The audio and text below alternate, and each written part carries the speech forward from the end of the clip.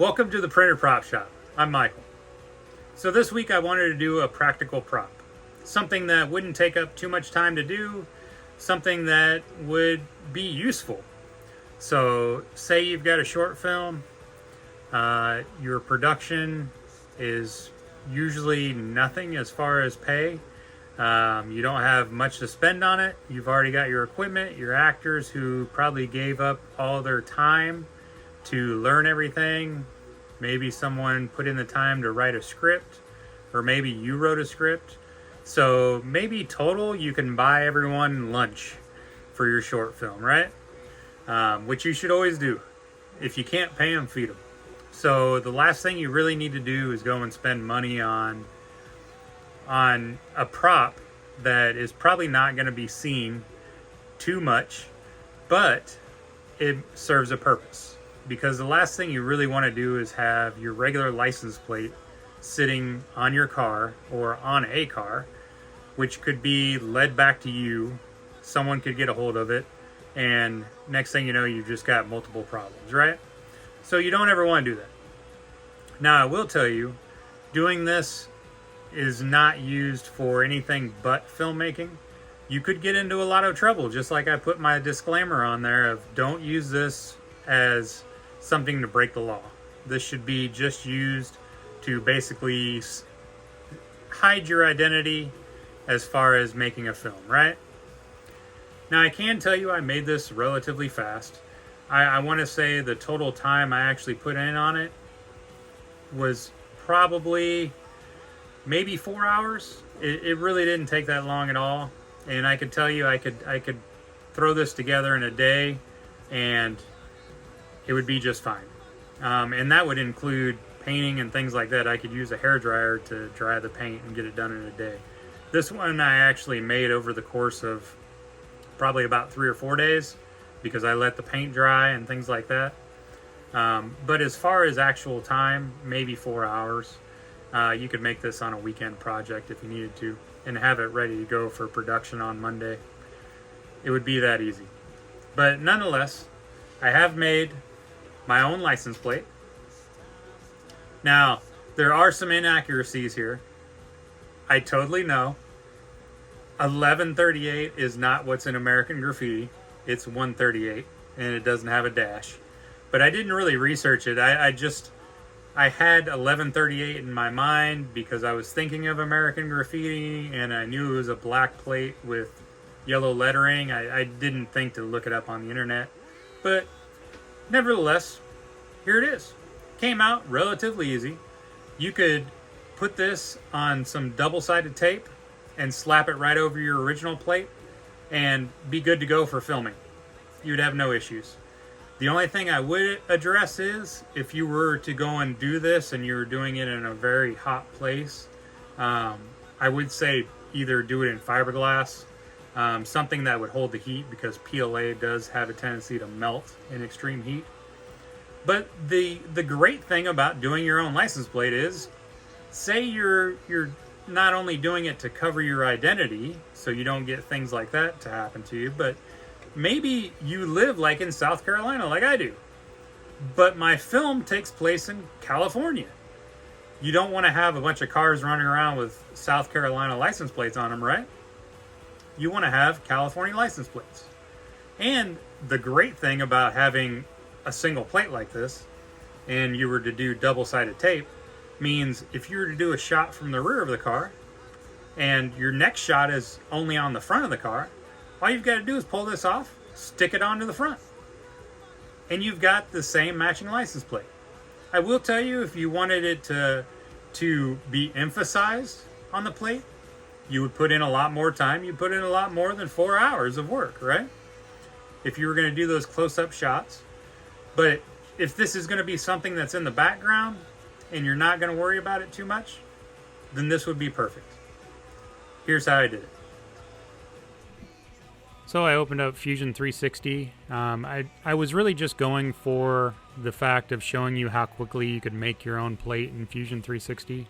I wasn't going for accuracy. I know it's 138 and not 1138 in American Graffiti, but I just kind of took from all different things that I had seen. 1138 stuck out in my head for some reason. probably because of his movie THX 1138, but I was just going for how quickly you could make it, and this took me all maybe 30 minutes. I did end up making some mounting holes for it, but I didn't end up keeping them.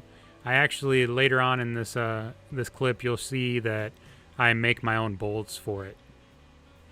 So now that my designing is all done, I export it into an STL file and open it up in my slicer.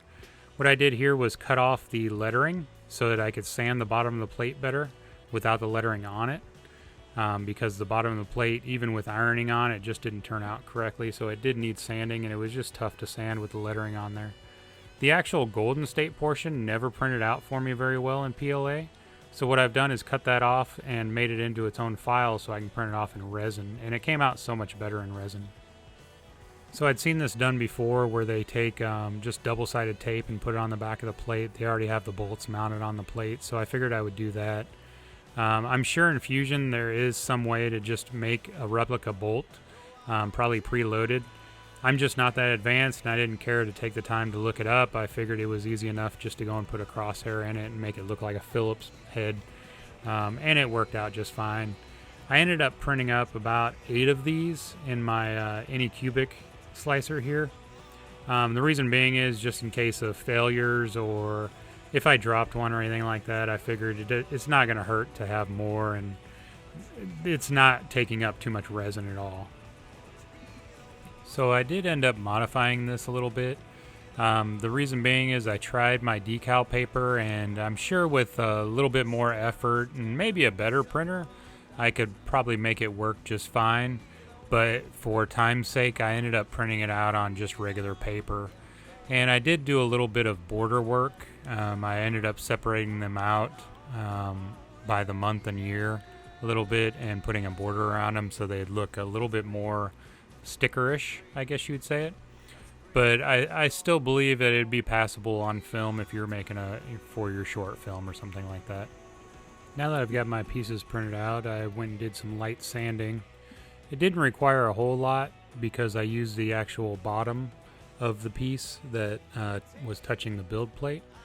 But I took a piece of 120 grit sandpaper across it just to rough it up and smooth it out as best I could. I didn't want it completely smooth because you want something for it to stick to. And then the lettering portions, I did go and take a file, as you can see here, and just knocked off anything that maybe didn't print so well. Some little nubs or some things like that. There wasn't really a whole lot that was too bad, but I did print these to where the top portion was the last thing to print, so sometimes you do get a little off finishing there.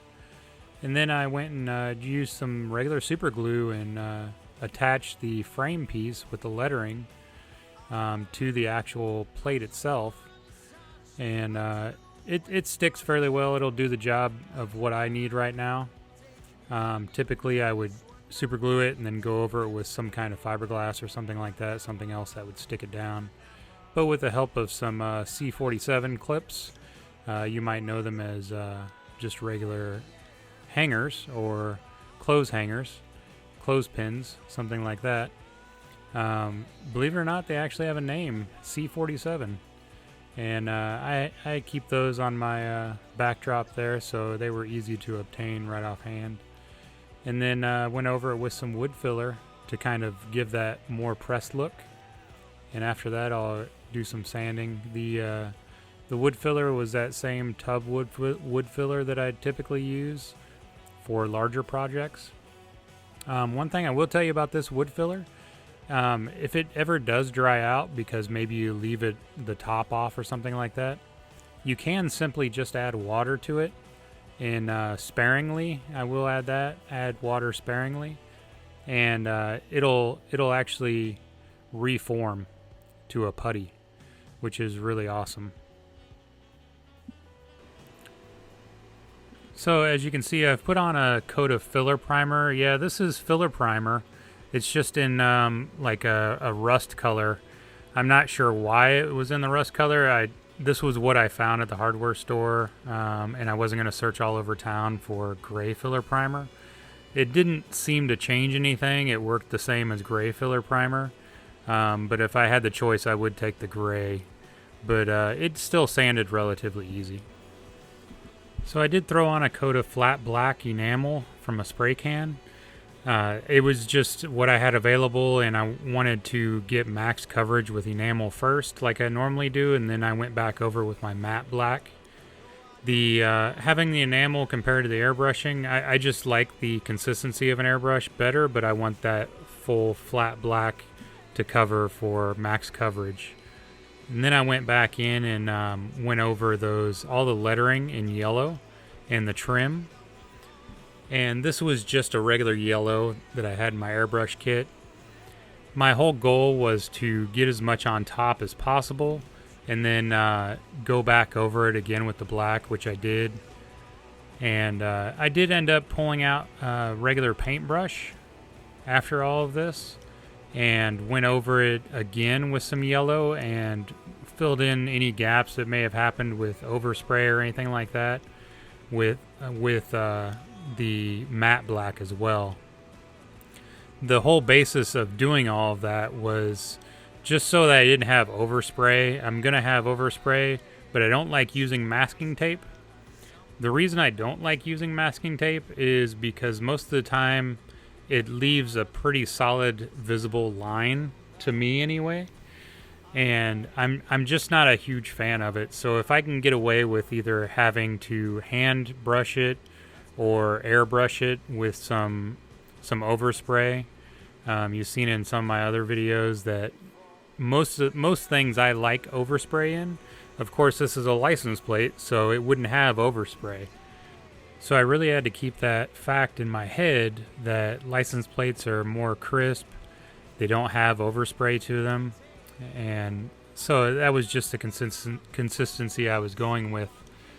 As far as I went back over it, as you can tell, with the matte black and started outlining those letters as best as possible. Like I said, eventually I did end up having to go back over it with a paintbrush and just to fill in any of that overspray and straighten out any of the lines for the lettering.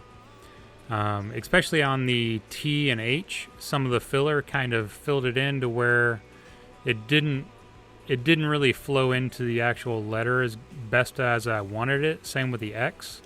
Couple of corners on the insides of the ones just weren't coming out very well as detailed because of that filler. But the filler's there because it shows that it's more pressed out of metal. So it's a give-take scenario there. I have to work a little bit harder, but I took care of it nonetheless. So like I said before, I don't think my printer's good enough for that decal paper to work. Might have to invest in a better printer, maybe a photo printer. But nonetheless, I printed it out on regular paper and just cut it out with a pair of scissors and attached it to the actual plate just using Elmer's glue stick. I mean, Elmer's glue stick works for a lot of things, especially if you're going to clear coat over it, which is going to cause it to stick anyway.